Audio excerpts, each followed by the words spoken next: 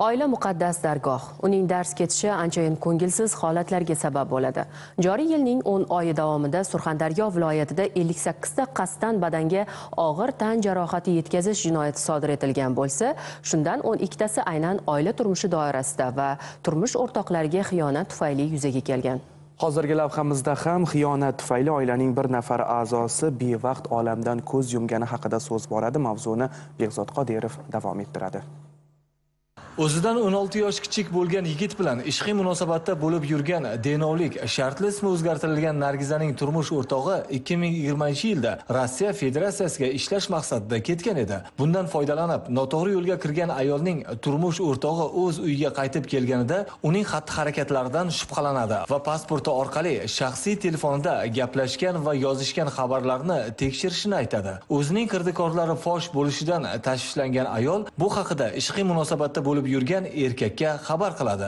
Joriy yilning 24-noyabr kuni tungi soat 3lar atrofida turmush o'rtog'i bilan uxlab yotgan erkakning eshigi taqillaydi. Ayol esa eshikni ochadi. Yuziga niqob taqib kirib kelgan noma'lum shaxs elektrni tokdan uzib, o'z uyida uxlab yotgan Dilmurodni o'tkir tig'li jism bilan bir necha marotaba urib, tan jarohati yetkazadi. O'zini o'nglashga ham ulgurmagan erkak voqea joyida afsuski vafot etadi. Ko'pchilikni o'yga toldirgan mazkur holat yuzasidan Denov tumanida tegishli mutasaddilar ishtirokida jinoyat muhokamasi o'tkazildi. Oiladagi xiyonat, begunoh bir erkakning vafoti, 3 nafar farzandning esa yetim bo'lib qolishi bilan yakunlandi.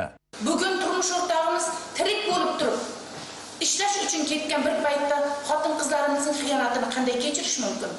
Shu o'rinda barchada haqli savol tug'ilishi mumkin. Ayolning uyiga begona bir erkakning kelib ketishidan nahotki mahalla-ko'y, qo'ni-qo'shnilar va ularning yaqinlari xabar topmagan bo'lsa?